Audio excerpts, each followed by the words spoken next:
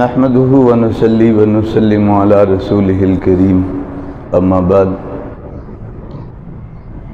فاعوذ بالله من الشيطان الرجيم بسم الله الرحمن الرحيم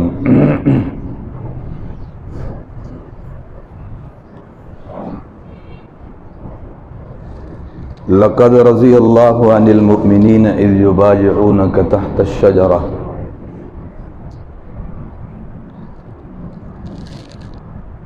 بخاری شریف کی ایک روایت سماعت کر لیں، پھر اس کا مفہوم ذہن نشین کر لیں۔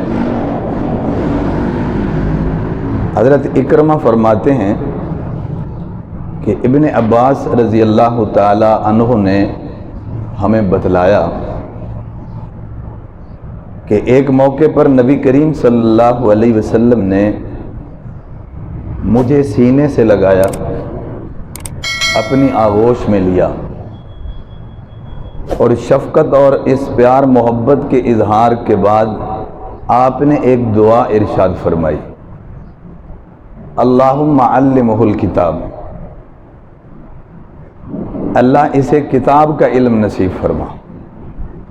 حضرت ابن عباس رضی اللہ تعالی عنہ کے حق میں نبی کریم صلی اللہ علیہ وسلم نے یہ دعا ارشاد فرمائی، بلکہ اللہ سے یہ دعا مانگی کہ یا اللہ اسے کتاب کا علم نصیب فرما۔ ایک روایت میں حکمت کے الفاظ بھی آتے ہیں، اللہم علمہ الحکمہ، کہ اللہ اسے حکمت کا علم نصیب فرما، یعنی سنت کا علم نصیب فرما، کتاب اللہ کا علم نصیب فرما۔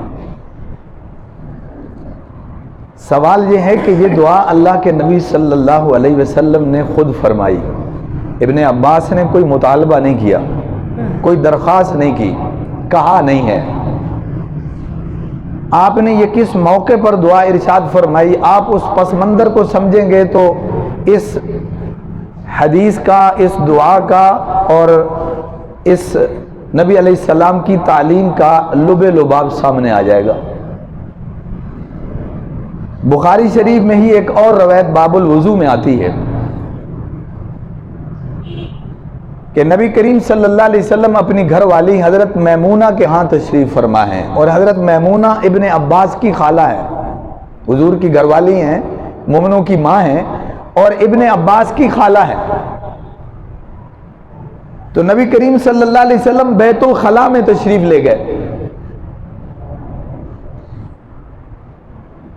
تو رسول اللہ صلی اللہ علیہ وسلم کے لیے ابن عباس نے لوٹا یا پانی کا برتن جو استعمال ہوتا تھا اسے رکھ دیا، اور رکھا ایسی جگہ پر کہ نہ تو دور ہے کہ قضاء حاجت کرنے والے کے لیے اسے اٹھانا مشکل ہے، اور نہ اتنا قریب ہے کہ اس سے کوئی دشواری اور دقت یا تکلیف محسوس ہو، بلکہ یوں سمجھیں کہ جیسے ہی رسول اللہ صلی اللہ علیہ وسلم کو ضرورت پڑی تو آپ نے دیکھا وہ برتن اسی جگہ پر موجود ہے جہاں ہونا چاہیے تھا کہ یہی ہوتا، اور سہولت کے لیے اسے استعمال کر لیا جاتا۔ تو ابن عباس رضی اللہ تعالیٰ عنہ چھوٹے بچے ہیں، کوئی بہت بڑے نہیں، ان کی عمر 8-9 سال ہے نبی علیہ السلام کے وصال اور وفات کے وقت۔ تو رسول اللہ صلی اللہ علیہ وسلم نے پوچھا یہ پانی کا برتن کس نے رکھا ہے؟ یعنی آپ خوش ہوئے کہ رکھا بھی بڑے سلیقے سے ہے، جہاں چاہیے تھا وہیں رکھا ہے، اور رکھا بھی بڑا پر موقع ہے کہ مانگنا بھی نہیں پڑا۔ یہ سوچ کسے آئی، یہ خیال کسے آیا، یہ خدمت کس نے سر انجام دی؟ تو حضرت میمونہ جو آپ کی گھر والی ہیں انہوں نے بتلایا کہ یہ ابن عباس نے رکھا ہے۔ تو رسول اللہ صلی اللہ علیہ وسلم اتنا خوش ہوئے کہ آپ نے دعا کیا دی، اللہم علمہ الکتاب، اللہ اس بچے کو اپنی کتاب کا علم نصیب فرما۔ اور ایک اور روایت بھی آتی ہے کہ رسول اللہ صلی اللہ علیہ وسلم تہجد کے وقت نماز پڑھ رہے ہیں، تو یہ ابن عباس یہ بھی ساتھ بیدار ہو جاتے ہیں اور رسول اللہ صلی اللہ علیہ وسلم کے ساتھ کھڑے ہو جاتے ہیں۔ یہ آپ کے پیچھے کھڑے ہیں اور اللہ کے نبی انہیں پکڑ کے اپنے ساتھ کھڑا کرتے ہیں، یہ پھر پیچھے ہو جاتے ہیں، پھر آپ اسے پکڑ کے آگے کرتے ہیں اور یہ پھر کھسک جاتے ہیں۔ تو آپ نے جب نماز مکمل کی تو آپ نے فرمایا تو پیچھے کیوں کھسک جاتا ہے، میں تجھے اپنے ساتھ کرتا ہوں، یہ نفل نماز ہے اور ہم اکیلے ہی ہیں، تو ساتھ کھڑا نہیں ہوتا، پیچھے ہو جاتا ہے۔ تو اس نے بڑی عجیب بات کہی ہے، بچہ ہے لیکن جو بات کہی وہ بھی سننے کے قابل ہے۔ تو ابن عباس کہتے ہیں اللہ کے نبی میری کیا مجال ہے کہ میں آپ کے برابر کھڑا ہو جاؤں۔ اس پہ آپ خوش ہوئے تو آپ نے یہ دعا دی، اللہم علمہ الکتاب، اللہ اس بچے کو اپنی کتاب کا علم نصیب فرما۔ کیوں؟ اس لیے کہ یہ جو خدمت کا انداز ہے برتن رکھنے کا، یا یہ جو جواب ہے نبی علیہ الصلوۃ والسلام کی بات کا اور نماز میں کھڑا ہونے کا جو طرز اور سوچ ہے، اس سے پتہ چلتا ہے اس بچے میں قوت فکر کتنی ہے، اس سے پتہ چلتا ہے کہ اس کی تربیت کیسی ہے، اس سے پتہ چلتا ہے کہ جناب اس کا ذوق کیسا ہے، اس کی ذہنی ساخت کا بھی، طبیعت اور مزاج کا بھی اندازہ ہوتا ہے۔ تو اس لیے اللہ کے نبی سے زیادہ نبض شناس کون ہو سکتا ہے؟ آپ سے زیادہ پہچان رکھنے والا کون ہو سکتا ہے؟ تبھی آپ نے دعا فرمائی کہ اس میں صلاحیتیں ہیں، اللہ اسے دین کی خدمت کے لیے قبول فرما لے تو یقیناً یہ امت کے بڑے کام آئے گا۔ اور وقت نے ثابت کیا کہ اللہ کے نبی کی دعا ابن عباس کے حق میں قبول ہو گئی، ایسی قبول ہوئی کہ آج ابن عباس کو مفسر قرآن کے طور پہ جانا جاتا ہے۔ حضرت عمر بن خطاب رضی اللہ تعالیٰ عنہ اپنے زمانے میں ان کو مسند پہ بٹھاتے تھے اپنے ساتھ، یعنی امتیازی نشست دیتے تھے، اور عمر میں کتنے بڑے لوگ سامنے بیٹھے ہوتے اور ابن عباس سامنے ساتھ بیٹھے ہوتے، تو ظاہر ہے کئی سوالات پیدا ہوتے ہوں گے، کئیوں نے پوچھا بھی ہوگا۔ تو حضرت عمر بن خطاب رضی اللہ تعالیٰ عنہ نے کیا جواب دیا؟ فرمایا میں صرف اور صرف اس کو دین کی سمجھ کی وجہ سے یہاں بٹھاتا ہوں کہ اللہ نے اس کو قرآن کی سمجھ دے رکھی ہے۔ تو قابل توجہ چیز اس کو سنیے گا کہ درخواست نہیں کی ابن عباس نے، اللہ کے نبی نے خود ہی کیا دی ہے؟ دعا دی ہے۔ اس سے پتہ چلا کہ اصل دعا وہ ہے کہ آپ کسی کو خوش اتنا کر دیں کہ وہ خود دعا دینے کے لیے کیا ہو جائے؟ تیار ہو جائے۔ یہ ہے اصل دعا۔ ماں باپ کو راضی کریں کہ وہ دعائیں ان کی زبان سے نکلیں، ان کے دل سے دعائیں نکلیں، بڑا ہو، استاد ہو، بزرگ ہو، کوئی بھی رشتہ دار ہو، اعزا اقارب ہو، صاحب حق ہو، کوئی بھی ہو، گویا ہمیں تعلیم یہ مل رہی ہے کہ جس سے دعائیں لینا چاہتے ہیں اس کی خدمت کریں، اس کو خوش کریں، اخلاق سے خوش کریں، مروت سے خوش کریں، خدمت سے خوش کریں، اتنا خوش ہو کہ خود اس کی زبان سے کیا ہے؟ دعائیں نکلیں۔ نبی علیہ السلام سے درخواستیں بھی کی گئیں کہ اللہ کے نبی ہمارے حق میں دعا فرما دیں۔ آپ نے یہ تعلیم دی ہے کہ دوسرے سے دعا کا کہا جا سکتا ہے، درخواست کی جا سکتی ہے، دعا کروائی جا سکتی ہے، دعا کا کہا جا سکتا ہے، اس کا انکار نہیں ہے، لیکن جناب اصل دعا تو وہ ہے جو دل سے کیا ہے؟ نکلتی ہے، کہنا نہیں پڑتا۔ یہ گاڑیوں پہ لکھنا آسان ہے کہ یہ سب ماں باپ کی دعا ہے، بھلا ماں باپ نے دعا کی بھی ہے کہ نہیں؟ وہ کرتے بھی ہیں کہ نہیں؟ اتنے خوش ہیں بھی صحیح کہ نہیں کہ وہ دعا کریں؟ یہ تو ایک فکرہ بن گیا ہے، اللہ کرے حقیقت پہ مبنی ہو جائے، لیکن اصل بات یہ ہے کہ خوش کریں۔